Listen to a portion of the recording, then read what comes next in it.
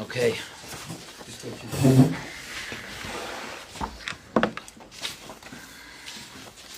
Parshas Mishpatim is fascinating.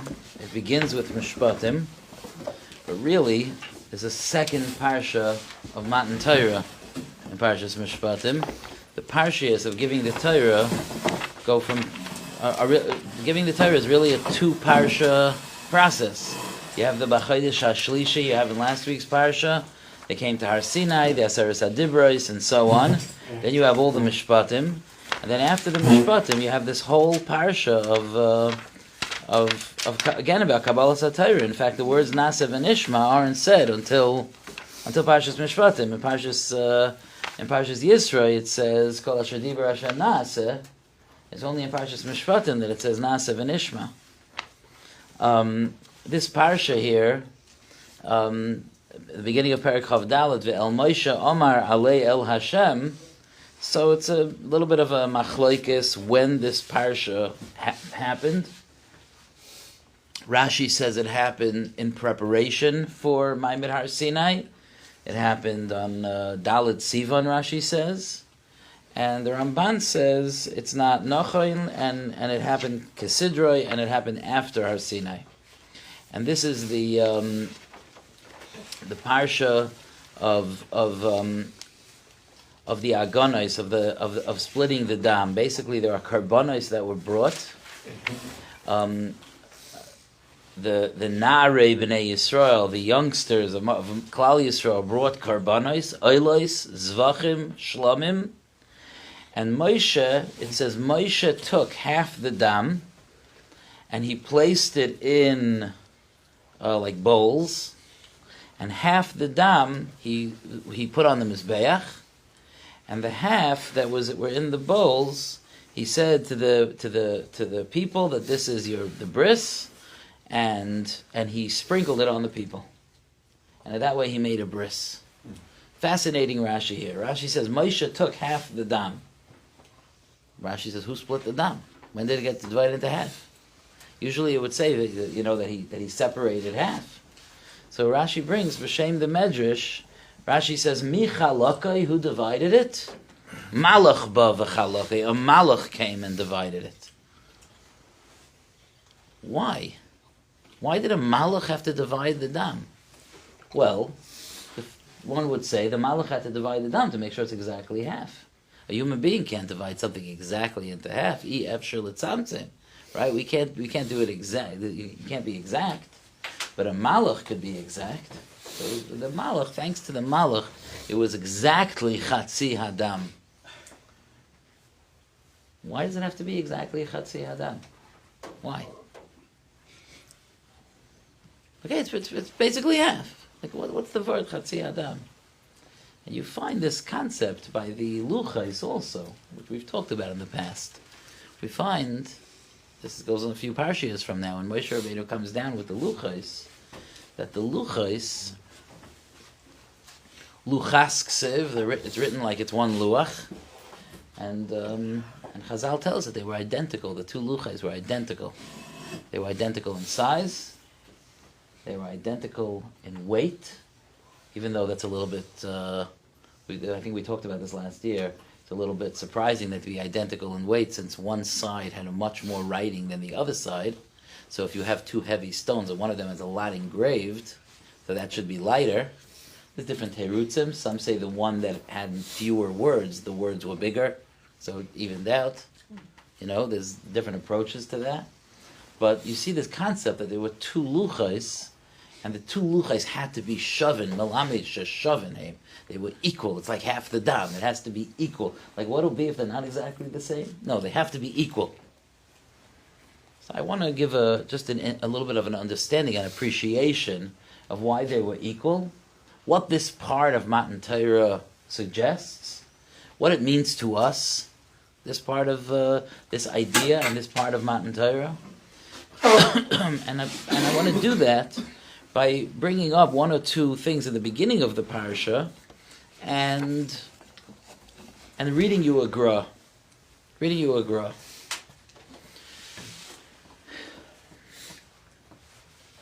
Parshas Mishpatim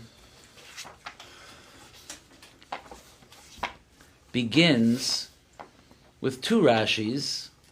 Both of them need a little bit of an explanation.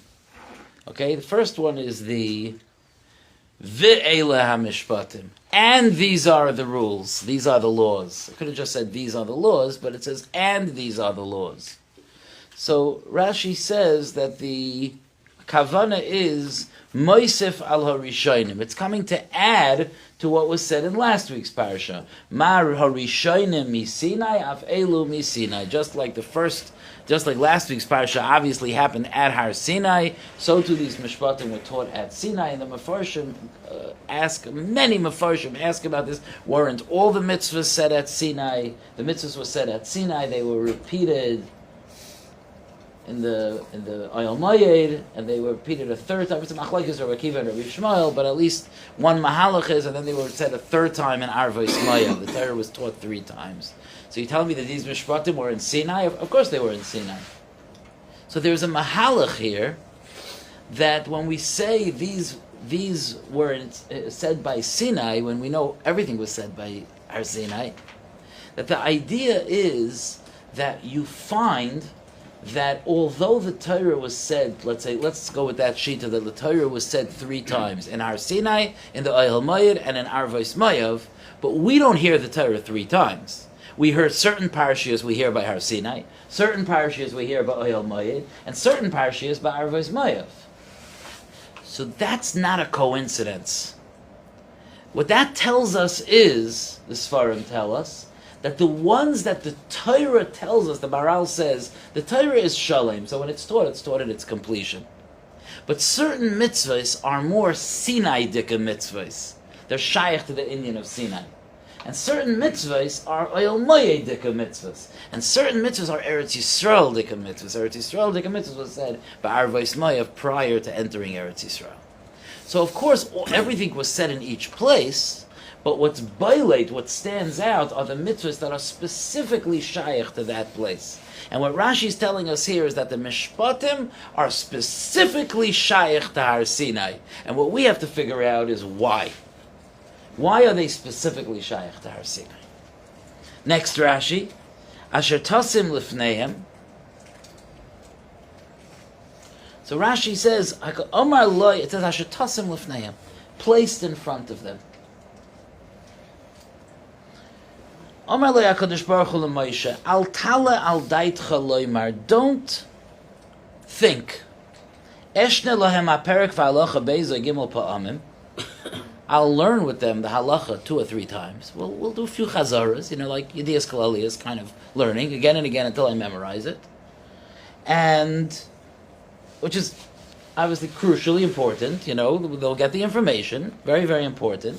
Achete Sdura B'Fiyam K'Mishnasa, so that it's organized, they get it. If you ask them what's the halacha, you're allowed to do this on Shabbos, and this on Yontif, and this in Taras HaMishpacha, and this in Dayanas, and this and that. They'll know the dinim, because I taught them all the dinim, and they'll know the dinim.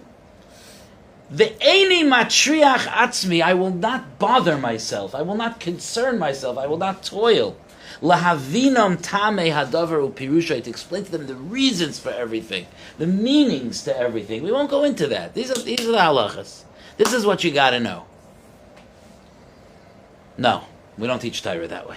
Asher tasim lifneihem, place it in front of them. Kishulchan aruch, umuchan lecha lifnei adam, like you serve a meal. It's yours. You could own it, you should eat it, you should enjoy it, it's yours completely. I'm not just sharing a little bit of information with you. Now I want to explain what was Moshe's Hava Amina to only do it 2 or 3 times. What's the maskana, and what does it have to do with placing it in front of them? So, if you were here or you had a chance to listen to what we talked about last week, you're going to find that they fit together like Yisrael and Mishpatim do. Okay, so you can have a good time with that. But for now, I'm going to leave last week as last week, unless I can't help myself, and this week as this week. I want to read to you from the Sefer Aderes Eliyahu. Familiar? Aderes Eliyahu, which is a very hard Sefer to read. Big Talmidei Chachamim know their way around this Sefer. But for us, it's a little bit of a hard Sefer to read. But it's the Vilna guy, and it's the Gra. And it's the Gra's understanding of Chumash is worth toiling to try to even have a little bit of a taste of or an appreciation of. And he's talking about the din of... He's going on the din in the beginning of Parshas Mishpatim that if you have an Eved, you have a servant, and the servant wants to stay with his master, even though after 6 years he goes free, but he wants to stay with his master, so he has the option of saying, I love my master, and so on, and I don't want to go free. And his master does this little surgical procedure, makes a hole in his ear, and he becomes an Eved until Yovel. Now the pasuk says, Chazal, the door or the doorpost. Chazal come out lamaskana that you cannot use the mezuzah, that it's the delis, not the mezuzah. That's how Chazal come out. You could look at the sugya. And the Gra is curious about that. That you have a pasuk that says one way, and Chazal were like, no, that's not what it means. Different drushes, they understand it. It means different than the Pasuk Pshat. I'll read it to you. Pashta dekra gam ha-mezuzah ksheira. The simple reading of the pasuk is that the mezuzah is also kosher. Aval halacha oikeres es hamikra. But the halacha uproots the pasuk. V'chein beruba shel parsha zu. He says you find that in most of Parshas Mishpatim. Parshas Mishpatim is filled with halachas that the Torah Shabbal Peh tells us you didn't understand it right. V'chein bekam Parshas Shabbat you find it in other places in the Torah as well. He doesn't say ruba. This is Parshas Mishpatim. Is ruba shel parsha zu. Okay. What is this? Well, another example, by the way. I don't think he brings it here. Another example is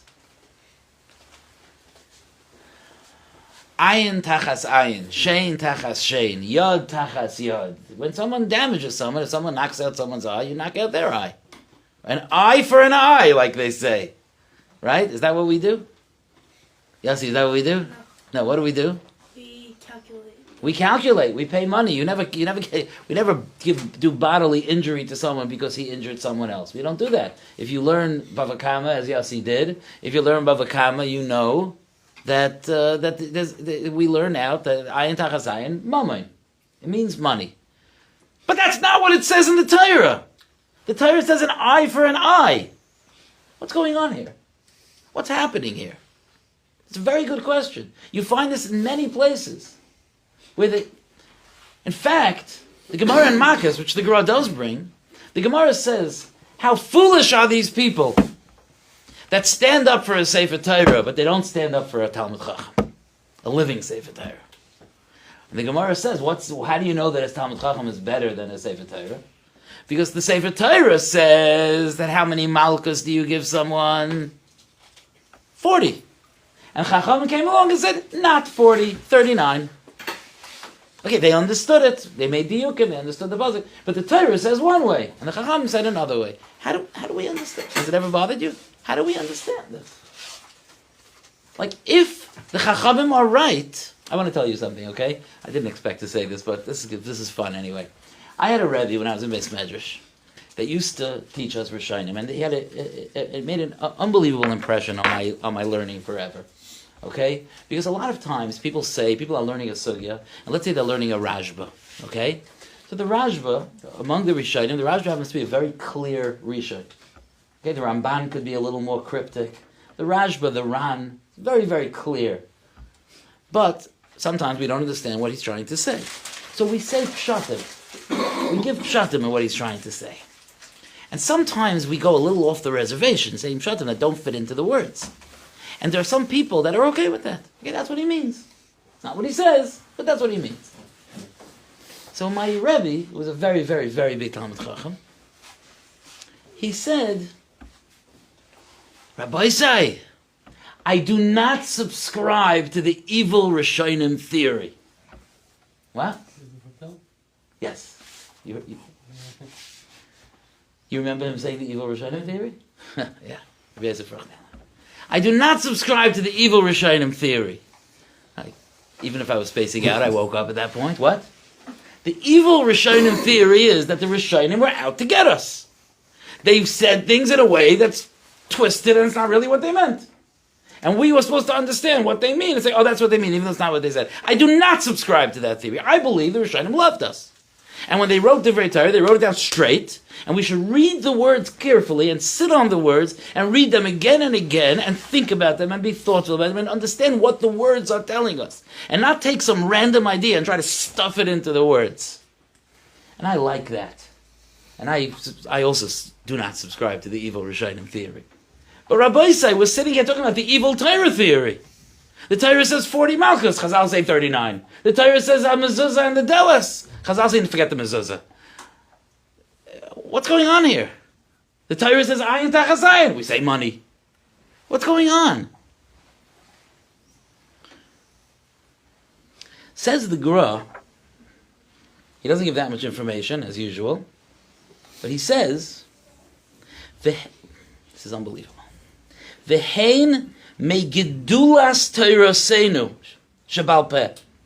This is from the greatness of Torah Shabal Peh, shehi halacha l'Moshe, v'hi mishapeches kechomer chaysem. He says that just like when you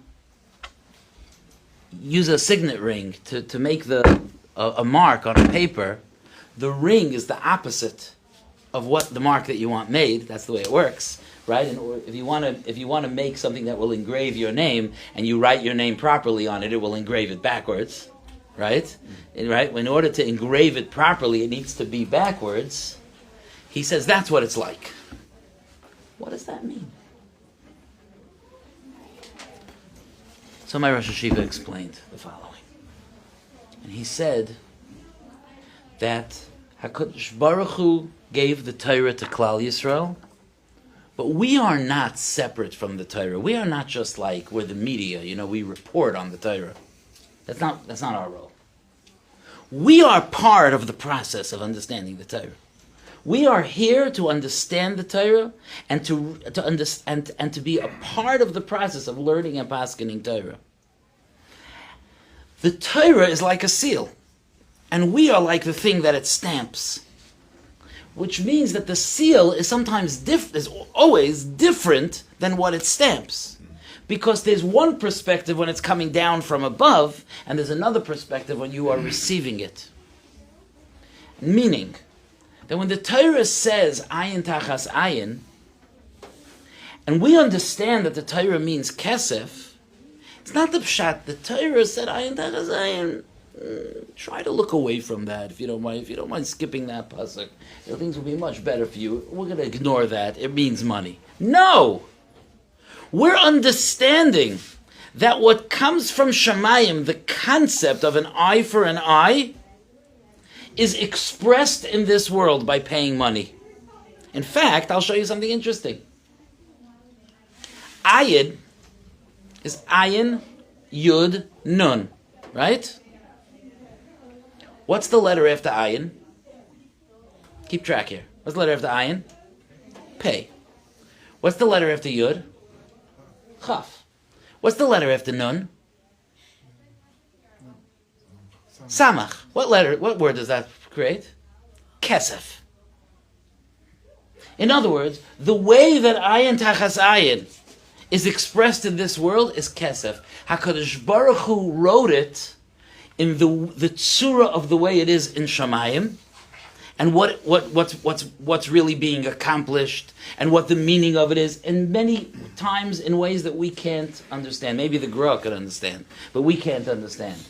And the way that the Chachamim absorbed it and understood it and implemented it, Lamaisa, through the Yud Gimel Midas Shatar and the Dresh, they weren't cowboys. Through the Messiah, the way that they were taught to understand Torah and to process the words of Torah Shabal Peh together with the Messiah that they had from Moshe Rabbeinu, they learned how to express practically in this world the musagim of the Torah. There's a relationship here, a noisein and a mekabel, the seal and the wax that's being sealed. There's a relationship here. There's HaKadosh Baruch Hu and Klal Yisrael. We're part of the process. We see what HaKadosh Baruch Hu taught us, and then there's our perspective, our part of the process. That's also an important part of the process.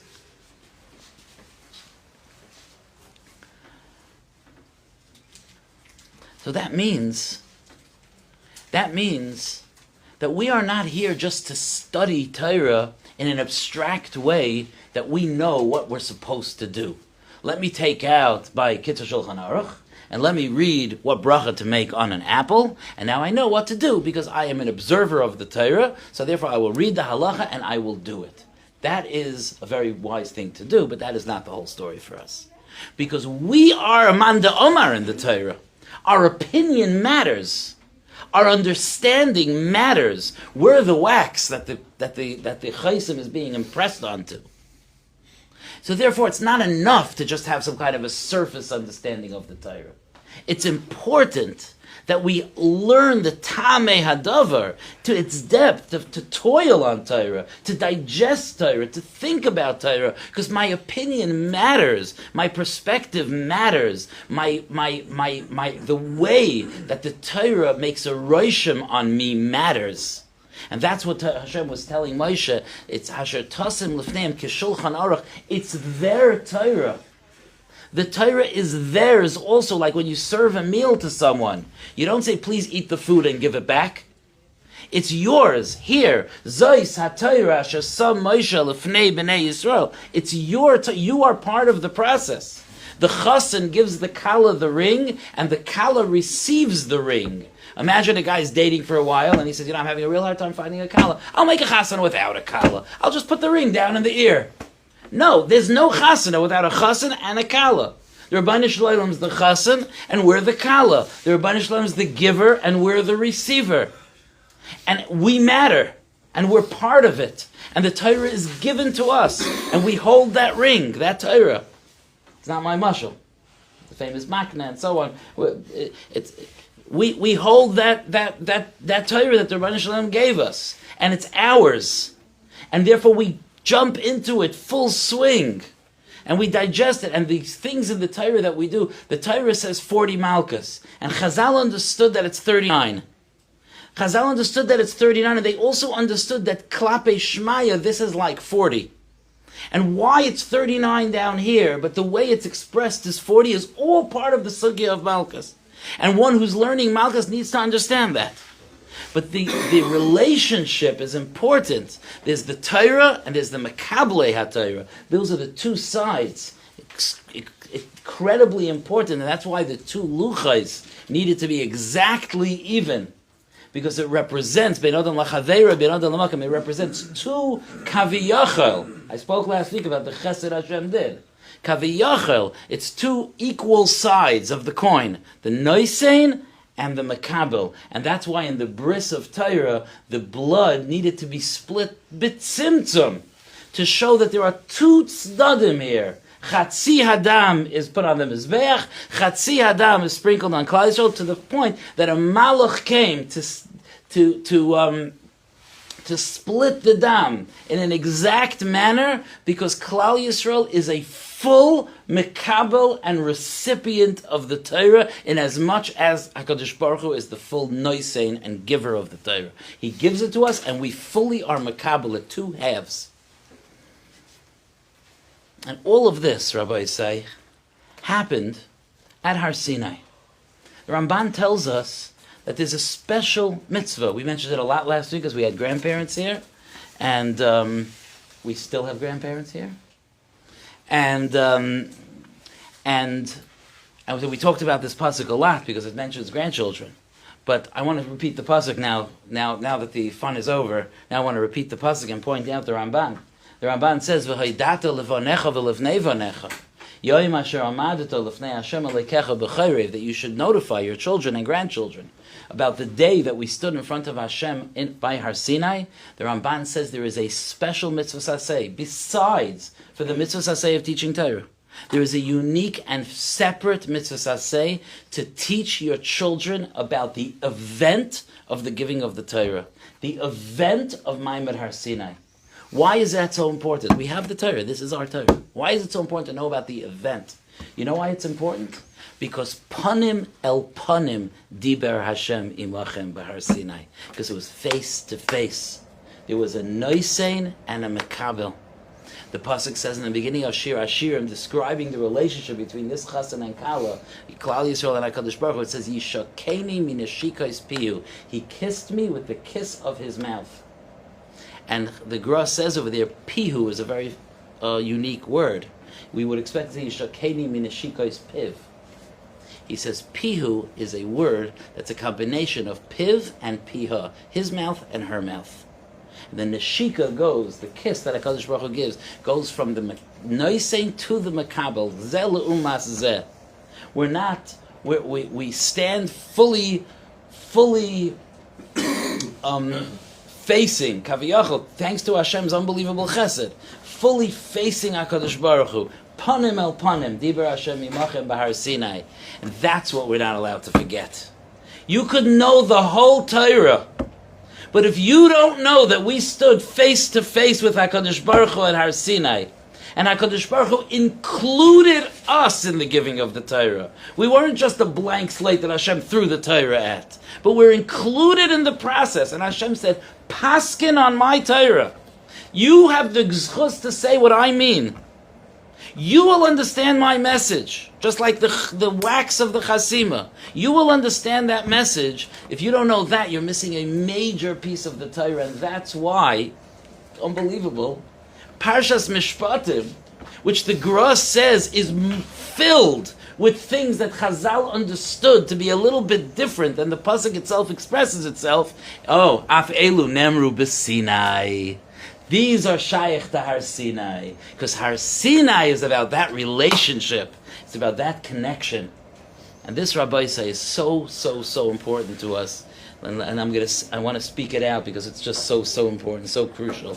And that is that we have to take the chizuk of Parshas Mishpatim, which Parshas Mishpatim focuses more on the bris of Torah, the relationship of Torah. Parshas Yisro focuses on the maimed of Hashem giving the Torah, and Parshas Mishpatim talks about the element of that was Zel Umas Zeh. And we have to recognize that our learning is not unimportant. And I want to suggest, many of us, and I include myself in this, have times that we feel less motivated to be learning Torah.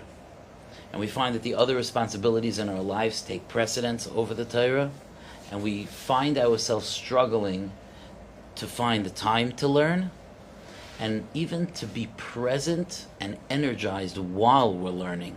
We struggle with that. And I think that part of the reason that we struggle with that is that we don't realize the value of our learning. We don't realize how much our opinion matters. We don't realize how much our learning changes the world, and how much the fact that we are digesting and processing the heilige words of the Torah is meaningful to the Noisein HaTorah, that we're accepting, Keshulchan Aruch, we're accepting this Torah, and we're digesting it and going deeper. And we don't chase ourselves enough to understand things new. You know, sometimes we get to things and we know this already. So we like to get a little bit lazy then. And we go, oh, okay, this I know already.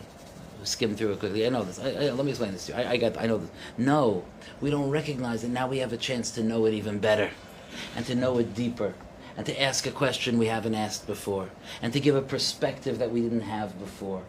And there's an opportunity here in Torah to be connected to HaKadosh Baruch Hu in a way that nothing in this universe connects us to Hashem as Divrei Torah do. The bracha in davening about loving Hashem and Hashem loving us is the bracha of Torah. Ava Rabbah is the bracha of Torah. So let's be nischazek. Parshas Mishpatim is also a parsha of Kabbalah SaTorah, and let's take it with tremendous reverence and tremendous determination to do our side. I always tell Chasanim, when you walk to the Badekin and you walk to the Badekin, and you see your kala for the first time in a week, make sure you smile. But the kala needs to know that she better smile back, right? Imagine the disappointment of the chassid of waiting for a week to see his kala, and his face lights up, and the kala, who are you again? That would be so devastating. Rabbi say HaKadosh Baruch Hu is that chassan. And in this week's Parsha, HaKadosh Baruch Hu stands opposite us, Chatzi Adam and Chatzi Adam, and he's smiling at us, and he's giving us the Torah. Let's smile back. Let's take the Torah, let's at least make our learning over these few days to be extra special in their achrayus and in their energy. Yashikayach.